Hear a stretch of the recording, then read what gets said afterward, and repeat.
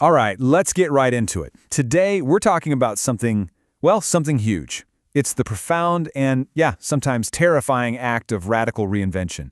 And look, we're not talking about small tweaks here, like a new haircut or a new hobby. No, this is about tearing everything down to build something that's actually you. Have you ever felt that, that feeling of being trapped by the very life you've built for yourself?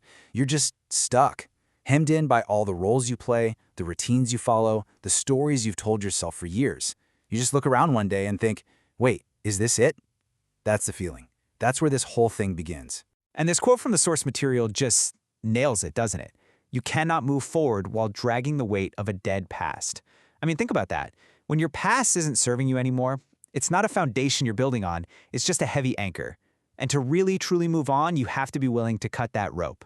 So, this whole journey, it starts right here, with what we're calling the spark. And it's not some big, loud explosion. It's more like a quiet, nagging whisper inside you that just keeps saying, this isn't it. This isn't right. It's that feeling that the life you're living is out of sync with who you're becoming. And listening to that whisper, that's the first, absolutely crucial step.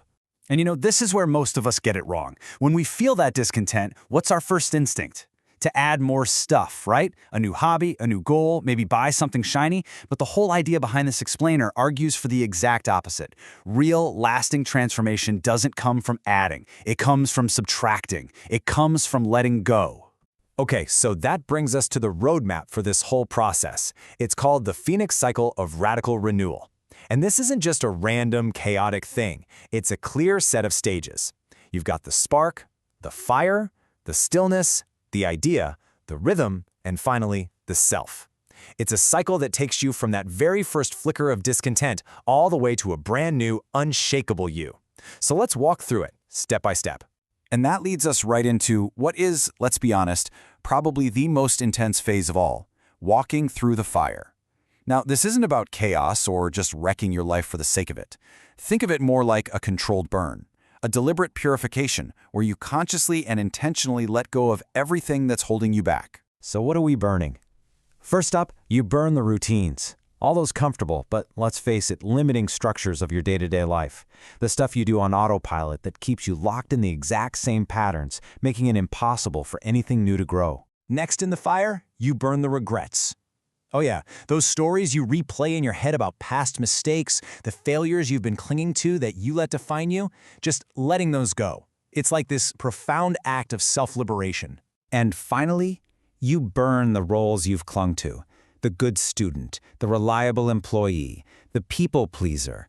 All those identities and expectations you've worn like a costume. You let go of who you thought you had to be to make space for who you actually are. Now, the whole point of this fire isn't just destruction for destruction's sake. The goal is to create something the sources call sacred emptiness. And I know, emptiness sounds terrifying, right? But this isn't a void. It's a blank slate. It's a space you have cleared for your real destiny to finally show up. Okay, so after all that intensity, after the fire, the energy completely changes. It shifts. You enter this period of stillness. That terrifying emptiness we just talked about, it slowly transforms into a sanctuary. It becomes a place of quiet, peace, where you're not rushing to rebuild everything right away. You're just learning to be again. And it's in this quiet that something pretty incredible starts to happen. All the noise of the world, the constant chatter of your ego, of ambition, it all just fades away. And maybe for the first time in a long time, you start to hear something much quieter. Something far more sincere inside you. This peace isn't passive, it's preparation. This stillness, you can think of it like the womb for your own rebirth. It's been nurturing something new this whole time. And what comes out of it, well, it's the turning point of the entire journey. The source material calls it the divine compensation for everything you just surrendered, for all that destruction you went through. So, after all that burning, all that quiet waiting, what is it? What actually grows from the ashes? What is this so-called divine compensation? The idea. Bam! It arrives almost like a lightning strike. And look, this is not just a clever thought or a new career plan. The sources describe this as a soul-deep recognition. It's an undeniable knowing of your purpose, of your true life's calling. It doesn't ask for your permission, it demands your action. So once the idea arrives, everything starts to change. your entire life begins to move to a completely new rhythm. You're not operating from those old habits or from fear anymore. Instead, you're actually constructing something unprecedented, something vibrant and totally alive, because it's aligned with your core truth. And this is a fundamental shift in how you operate in the world. Look at this. You go from being driven by fear and ego to being guided by this deep inner conviction.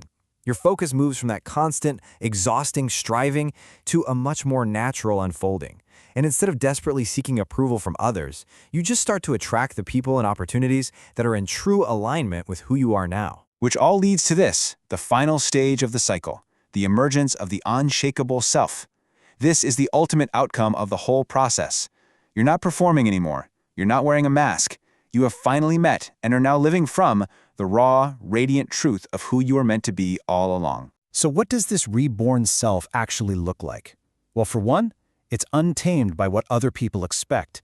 It's driven by that clear purpose that came from the idea. It is just deeply rooted in authenticity. And maybe the most powerful thing of all, it's no longer afraid of endings.